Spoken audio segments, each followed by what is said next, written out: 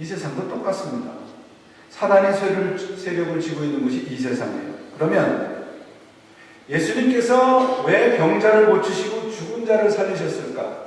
그 의미는 사단이 쥐고 있는 이 세상의 세력에서 그 세력을 이길 수 있는 분이 예수님이라는 걸 우리들에게 보여주시는 겁니다. 우리가 사단과 싸워서 절대 이길 수 없는데 예수님 안에 들어갔을 때, 그분이 나의 삶의 주인이 됐을 때 바로 사단을 이길 수 있는 힘이 생긴다, 그런 말이에요. 그런 의미에서 병을 고치시고 죽은 자를 살리시는 겁니다. 단순히 예수를 믿는 것이 병을 고치고 내 삶의 환경을 고치는 것이 아니라 그분 안에 있다는 것은 사단이 전혀 능력을 발휘할 수 없는 다른 세계로 이동시키신다는 것이에요. 어떤 세계입니까? 죽음이 세력을 잇는 생명의 세계로 우리를 이끌어 가시는 거예요. 그래서 예수님께서 병 고친 사역을 하신 거예요. 무슨 뭐 특별한 집회 가서 이렇게 손 흔들면 넘어지고 절대 그런 데 현혹되지 마세요. 그런 시간이 있으면 차라리 텔레비전 드라마를 보세요. 성경이 말하는 형통이라는 것은 그럼 어떤 것인가요? 내가 원하는 대로 모든 일이 술술 잘 풀려진다는 것이 성경이 말하는 형통의 의미가 아니고요.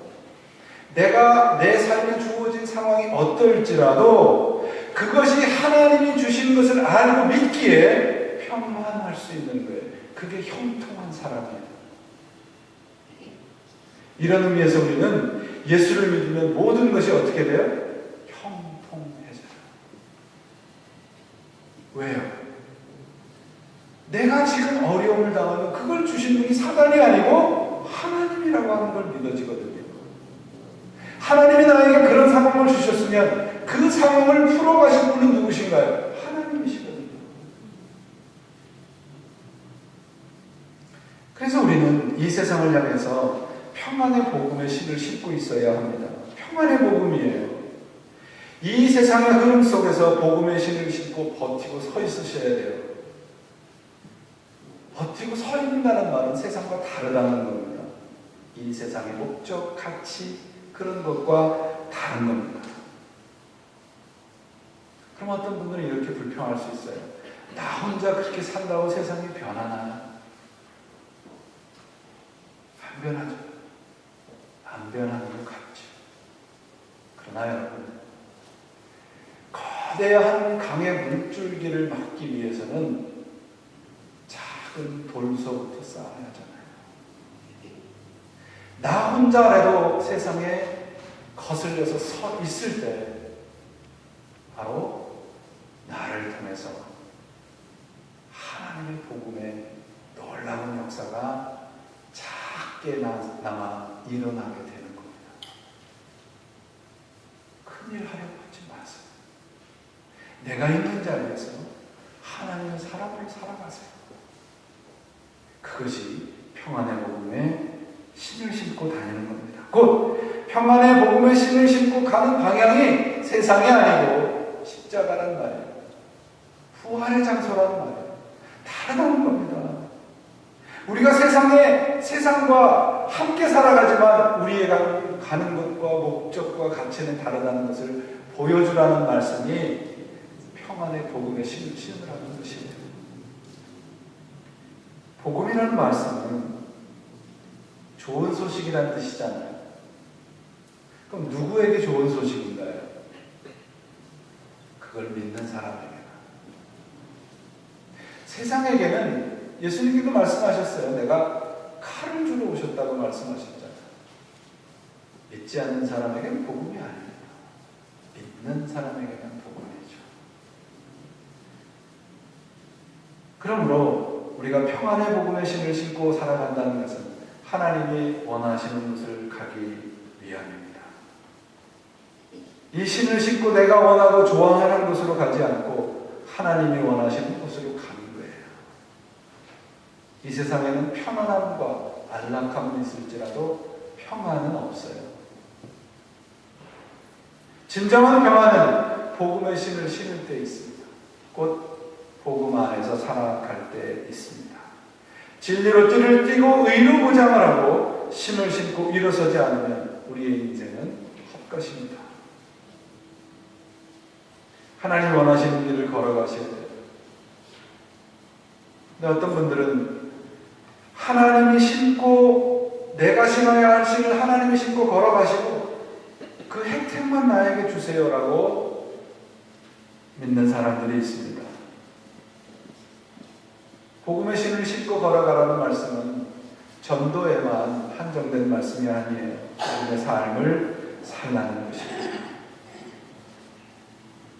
하나님이 아브라함을 부르시잖아요. 그리고 내가 지시할 땅으로 가라. 아브라함의 인생의 결론은 무엇이었습니까? 하나님의 은혜와 하나님의 사랑이었어요. 하나님이 나를 부르시고 복음의 신을 신고 걸어가라 했을 때 목적지는 어딘가요? 하나님의 은혜와 하나님의 사랑입니다.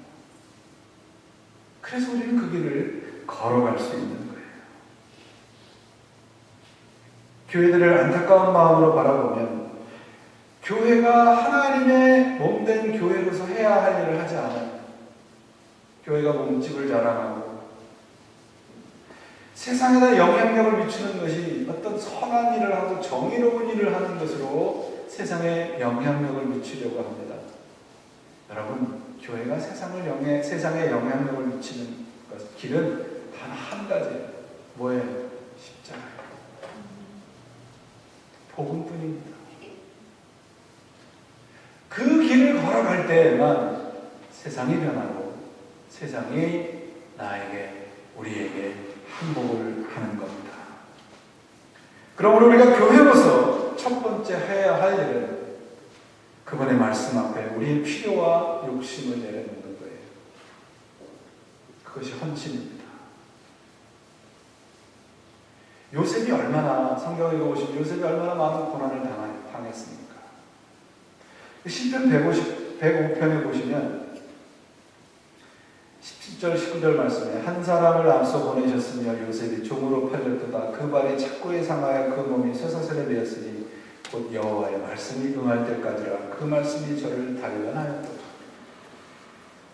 요셉을 고난에 집어넣으신 분이 하나님이시라면 그 고난은 요셉을 단련시키는 목적이라는 겁니다. 우리의 삶을 한번 들여다봤어요. 예수를 믿지 않았다면 어떤 분도 그런 말씀하세요. 내가 정말 예수만 안 믿었으면 저 사람 어떻게 한 번 가서 멱살잡이라도 했을 텐데. 내 힘으로, 내 재주로 대항하고 싶을 때가 얼마나 많습니까? 예수를 믿으면 얼마나 억울한 일을 많이 당해요.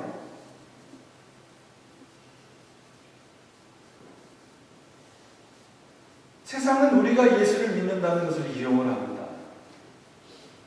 그리고 우리들에게 억지와 정말 우리가 감당하지 못할 것들을, 그런 요구들을 할 때 참으로 많아요.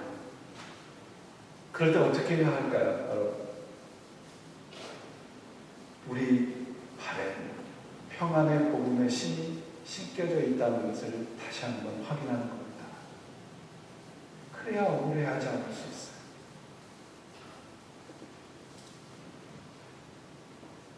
내가 믿는 하나님은 내가 억울함을 당하고 내가 약한 그 자리까지 몰아가신 것이 하나님이 힘이 없어서가 아니라는 거잖아요. 내게 필요하기 때문에. 하나님은, 저는 이런 하나님을 믿습니다. 하나님은 결코 나에게 영원한 손해를 끼치실 분이 아니에요. 하나님은 결코 나에게 영원한 억울함을 그대로 남겨두실 분이 아니십니다. 하나님은 우리에게 영원히 승리를 주신 분이시기 때문입니다. 그래서 우리는 평안의 복음의 신을 기꺼이 신고 살아가셔야 돼요. 다른 사람 얘기할 거 없어요. 우리 교회만이라. 여러분이 평안의 복음을 신고 어떤 자리에 있든지 하나님의 사람으로 그 모습과 자태를 잃지 않으셔야 합니다.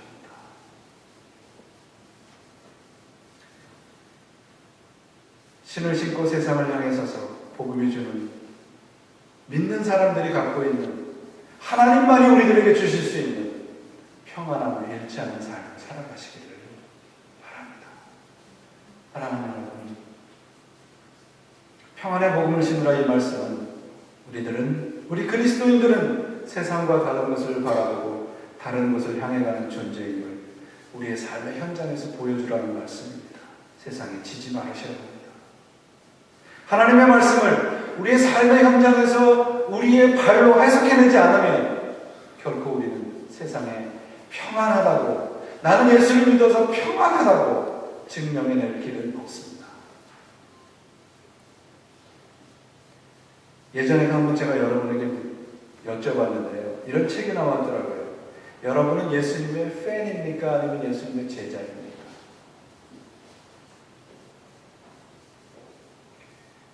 한번 생각을 해보세요. 우리가 어떻게 신앙생활을 하는가 점검해 보는 겁니다. 여러분이 결혼하실 때 여러분의 배우자가 난 당신을 사랑합니다. 그리고 아주 영원히 사랑할 겁니다. 그리고 당신을 편안하게 행복하게 해줄 겁니다. 그런 사랑의 고백을 했어요. 그런데 배우자가 단 하나의 조건을 걷는 거예요. 여러분 당신을 사랑하고 당신의 모든 것을 요구하는 대로 다 해줄 겁니다. 단 다른 사람도 사랑하게 해주세요. 그런 사람은 결혼하시겠어요? 우리 많은 신자들이 이렇게 신앙생활을 해요. 하나님, 내가 하나님 원하시는 거 다 해드릴게요. 이런 것도 하고 이런 것도 다 할게요. 단 세상도 사랑하게 해주세요.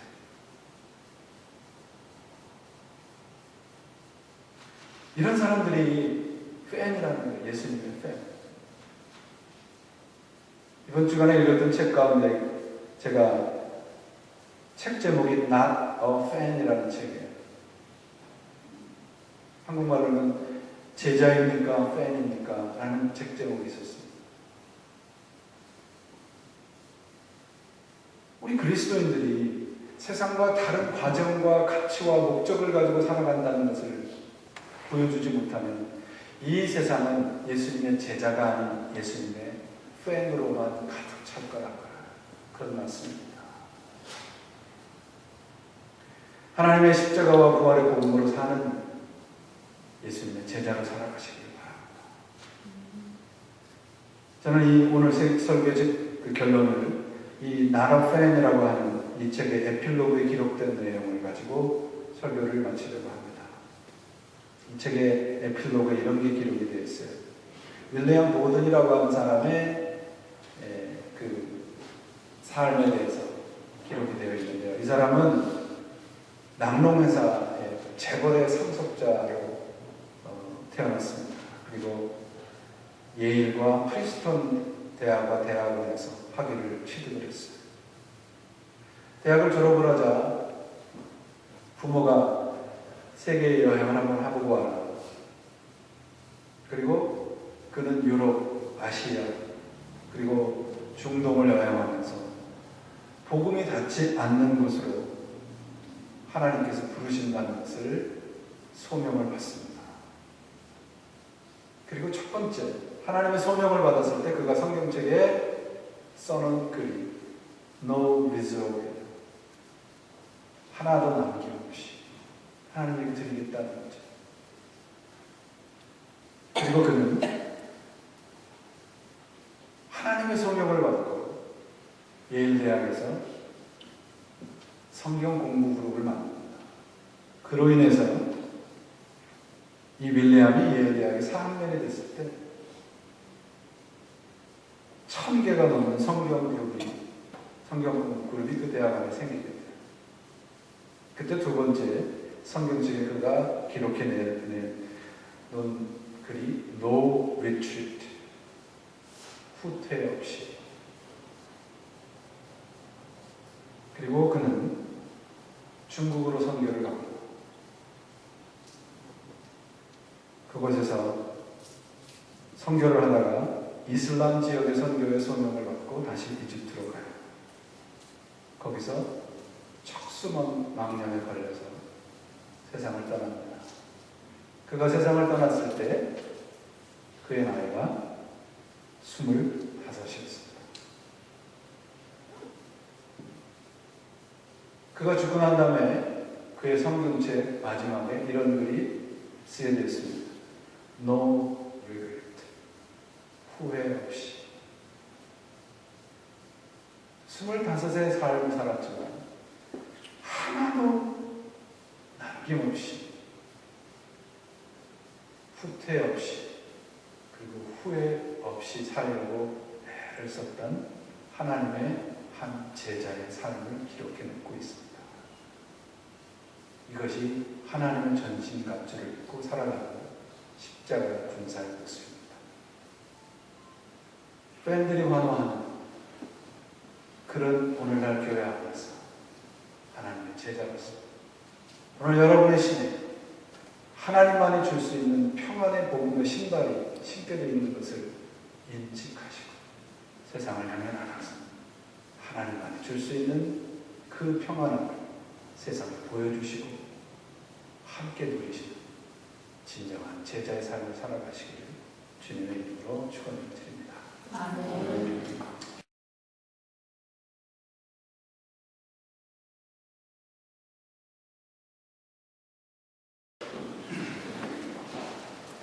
하나님 아버지, 우리가 지금까지 걸어온 우리의 인생의 뒤에 어떤 흔적들이 남아 있습니까? 냄새나고 정말 추악한 욕망과 욕심의 흔적들을 제하여 버리시고 오늘도 주님의 자녀로 평안의 복음의 신을 신고 걸어가는 진정한 당신의 자녀로 살아가게 도와주시옵소서. 우리 교회가 그 일에 전초기지가 되게 하시고 전신갑주를 입고 하나님의 제자로 살아가는 참다운 교회로 날로 변화되어 갈 수 있도록 인도하여 주옵소서. 예수님의 이름으로 간절히 기도합니다. 아멘. 성경을 읽으시다 보면 성경은 우리들에게 우리의 신앙이 영적인 싸움, 영적인 전투라고 가르칩니다. 신앙이 전투라는 말은 그 말 속에 담겨져 있는 뜻은 우리가 신앙의 싸움을 할 때 반드시 대가를 치러야 한다는 것입니다. 그렇다면 우리가 치러야 할 대가가 무엇일까 하는 거예요. 우리가 신앙적으로 치러야 할 대가는 삶의 헌신입니다. 헌신이 없는 신앙과 헌신이 없는 삶은 오락이나 유희에 지나지 않습니다. 헌신이 무엇일까요? 헌신은 나를 주장하지 않는 겁니다. 내 것을 포기하는 거예요. 헌신 그러면 우리가 많은 분들이 교회에 봉사하는 것, 그런 것도 헌신의 한 부분이겠죠. 그러나 성경이 우리들에게 요구하는 헌신은 나를 포기하는 겁니다. 나를 버리는 것이죠. 내가 좋아하는 것을 버리고 하나님이 좋아하는 것을 선택하는 것이 헌신입니다. 이것이 우리가 신앙에서 치루어야 할 대가입니다. 하나님이 싫어하는 것을 과감히 버리지 않는 것은 우리가 세상을 하나님보다 더 좋아하는 증거가 되기 때문이죠. 기독교는 종교가 아닙니다. 기독교는 삶입니다. 종교와 삶이 어떻게 다르냐? 종교는 제도나 형식이나 교리를 앞세우지만 기독교가 앞세우는 것은 무엇입니까? 기독교가 앞세우는 것은 예수 그리스도의 십자가입니다. 그리고 그 십자가를 따르는 삶이 우리 기독교입니다. 그런데 오늘날 우리 기독교회가 힘을 잃어버린 것은 종교라고 하는 제도 속에 안주해버렸기 때문입니다. 종교는 헌신보다는 종교적인 유희나 위로를 제공해서 그 종교의 테두리에다가 종교인들을 가두어 버립니다.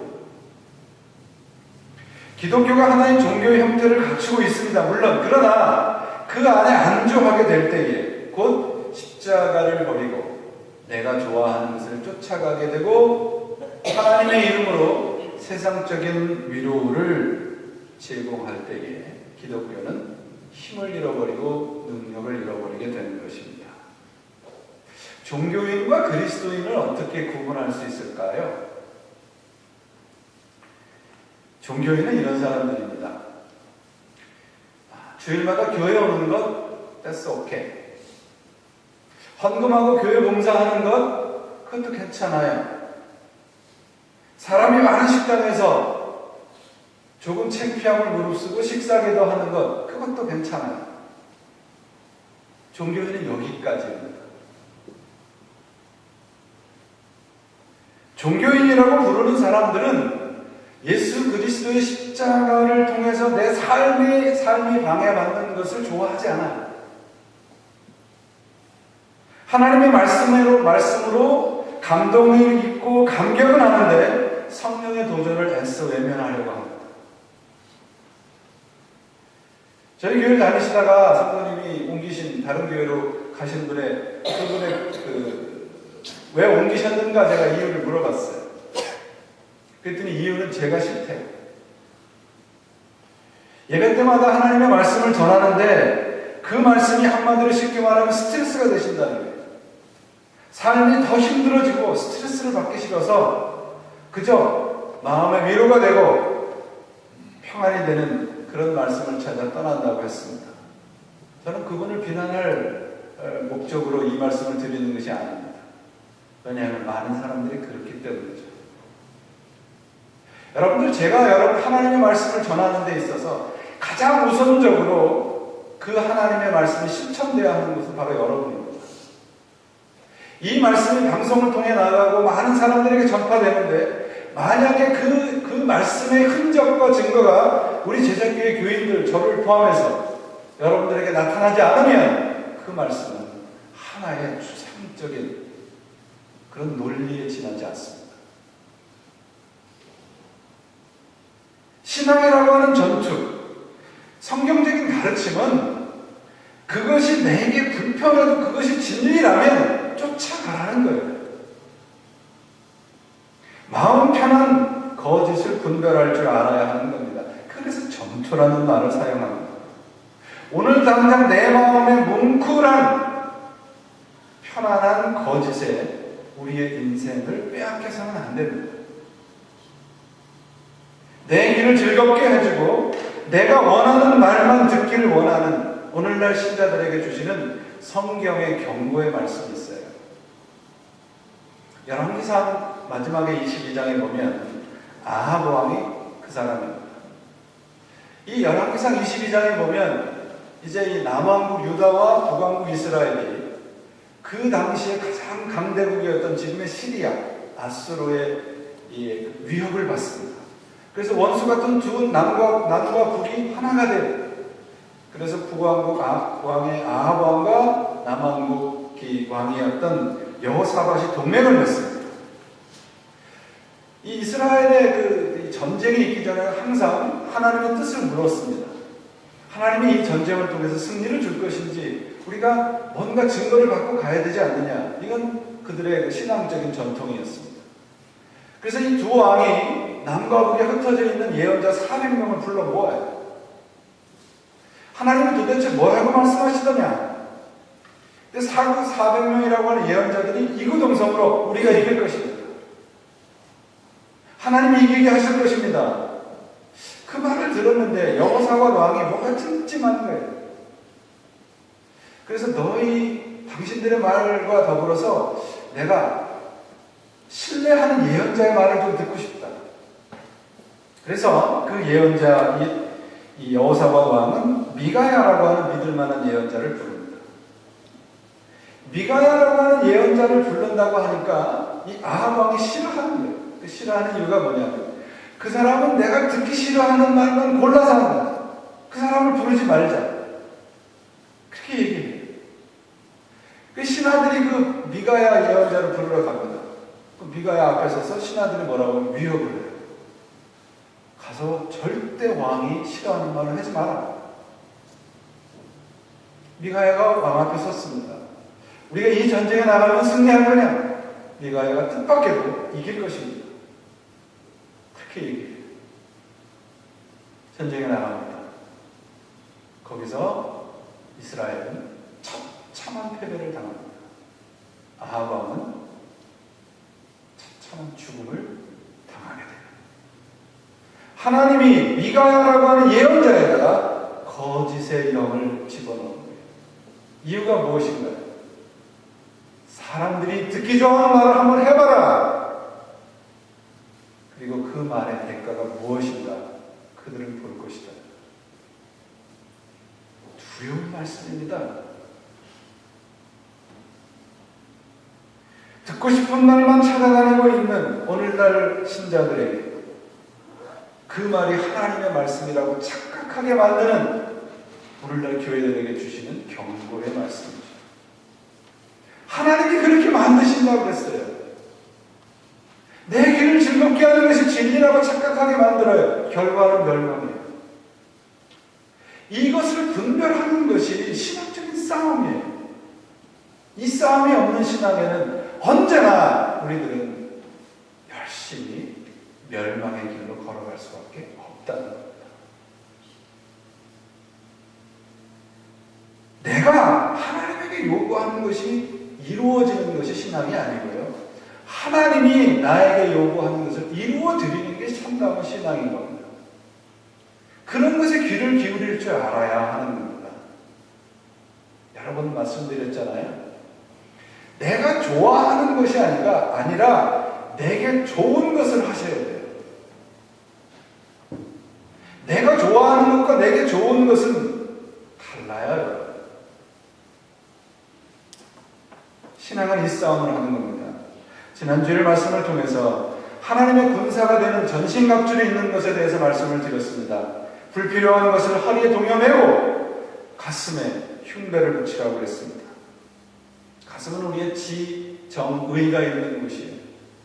이 말씀은 우리의 신앙의 근거를 내 감정에다 두지 말라는 거예요. 내 지성에다 두지 말라는 거예요.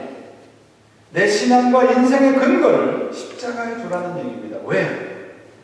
내 감정과 내 지성에다가 내 인생의 근거를 두면 내 감정이 추락할 때, 내 지성이 작동을 안 할 때 우리는 흔들리고 사단의 까불림에 언제나 치게 돼 있어요. 그러나 십자가의 근거를 둘 때는 사단의 까불림에 우리는 흔들리지 않을 수 있다는 겁니다. 오늘날 우리가 신앙을 갖고 있으면서도 왜 능력이 부족한가? 내 감정을 자꾸 자극하기 때문에 그래요. 하나님과의 관계, 내 인생의 근거를 하나님에게 내 가슴에다가 붙이지 않고 십자가에다가 근거를 두라는 말씀입니다. 그게 하나님의 군사로 무장하는 거예요. 그럼 세 번째는 무엇인가요? 오늘 평안의 복음에 준비된 신을 신노라 이렇게 되어 있어요.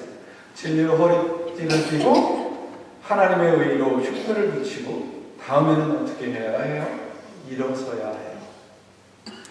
아무리 좋은 무장을 해도 움직이지 않고 누워있으면 소용이 없잖아요. 복음의 신을 신고 무엇을 하자는 건가요? 전도를 이야기할 때 오늘 이 말씀과 더불어서 이사야 52장 7절 말씀을 우리 많이 인용을 합니다. 아름답도다 주의 소식을 전하는 날이에요. 여러분, 평안의 복음의 신을 신자 이 말씀이 전도에 대한 말씀인가요? 아닙니다. 이 말씀의 처음서부터의 근거가 무엇인가요? 하나님의 군사로 무장하라는 거예요. 복음의 신을 신고 뭐 하자는 겁니까? 사단과 대적해서 이기라는 거예요. 이 세상의 악한 영과 싸우기 위한 것이라는 말씀입니다. 그래서 이 사도 바울은 오늘 신발이라고 하는 이 말을 신발이라는 명사형으로 사용하지 않고 신을 신고 있다는 동사형으로 사용하고 있어요. 움직여야 된다는 말이에요. 지금 당장 내가 평안의 복음으로 예비된 상태로 그대로 세상 한가운데 서 있어야 한다는 말입니다. 내가 지금 세상에 대항해서 평안의 복음으로 서 있어. 그것이 서 있는다는 것이 바로 하나님의 전신 갑주를 입는 겁니다. 근데 이 말씀이 잘못 들으면 기독교 영적인 싸움이 평안의 복음을 전하는 것으로 그러니까 뭔가 투철하고 이 강한 것으로 능력으로 이겨야지 평안의 복음에 신을 신으라는 말이 좀 어폐가 돼요. 그렇게 들립니다. 그러나 평안의 복음에 신을 신고 세상과 대적하라는 말씀은 우리가 싸워야 할 싸움이 세상적인 방법과 다르다는 거예요. 세상과 전혀 다른 방법으로 싸운다는 겁니다. 우리가 복음으로 세상을 대항한다는 거예요. 평안의 복음이라는 말을 사용하는 것은 세상에는 평안이 없어요. 여러분, 우리가 그리스도인으로 살아간다는 것이 어떤 것인가 성경을 통해서 한번 우리가 좀 정리를 해보세요. 복음서를 읽어보면 예수님의 사역이 세 가지입니다. 하나는 하나님의 말씀을 전파하는 거고, 두 번째는 그 하나님의 말씀을 가르치는 것이고, 세 번째는 병을 고치는 거예요. 근데 오늘날 이 병고침이라고 하는 것이 많이 오해됐어요. 예수님 당시에도 예수님께서 병을 고치는 것을 가지고 바리새인들과 많이 논쟁을 했습니다. 그래서 어떤 그 교파에서는 우리가 감기에 걸리면은 감기 귀신이 걸렸다고 하잖아요. 또 그 근거를 어디다 대냐면 예수님이 병을 고칠 때 귀신을 내쫓지 않았느냐? 그들이 주장하는 겁니다. 근데 여러분, 우리 예수 믿는 분들이 병에 걸리시면 어딜 가셔야 돼요? 저를 찾아오시면 안 돼요. 어디 가셔야 돼요? 병원에 가셔야 돼요. 왜? 그 병원에 계신 의사분들도 뭐예요? 하나님이 쓰시는 도구시거든요. 이거 잊지 마셔야 돼요. 내게 어떤 병을 주신 하나님의 그 뜻을 위해서 기도할 수 있습니다. 그리고 하나님께서 사용하시는 그 의사를 통해서 병을 고쳐달라고 기도할 수 있어요. 그러나 병을 고치는 것과 신앙을 연관시키는 것은 안 됩니다. 왜 안 되느냐면요, 병에서 고치는 것만이 하나님의 뜻이라고 우겨서는 안 된다 그 말이에요. 하나님이 원하시는 우리를 평생 병 중에 둘 수 있단 말이죠. 사도 바울을 보세요. 사도 바울이 몸에 있는 가시를 위해서 3번 기도했어요. 사도 바울이 그 자신의 그 병을 위해서 그냥 단 3번만 기도했겠어요? 아니에요. 하나님에게 끈질기게 매달렸다는 말이에요. 3이라는 숫자는 완전 숫자잖아요. 하나님의 대답은 무엇입니까? 내 은혜가 내게 족하다. 내 능력이 약한 데서 온다, 이렇게 말씀하셨어요. 우리가 이 세상을 살아가면서 때로 병에 걸리고 실패하고 좌절하고 세상에 넘어져서 울부짖을 수 있습니다. 왜 그런가 하는 거예요. 왜 우리가 실패하고 넘어지고 고난 속에 있는가? 이 세상은 사단이 쥐고 흔들기 때문에 그래요. 교도소에 가면요, 일반 어떤 잡범보다 우두머리가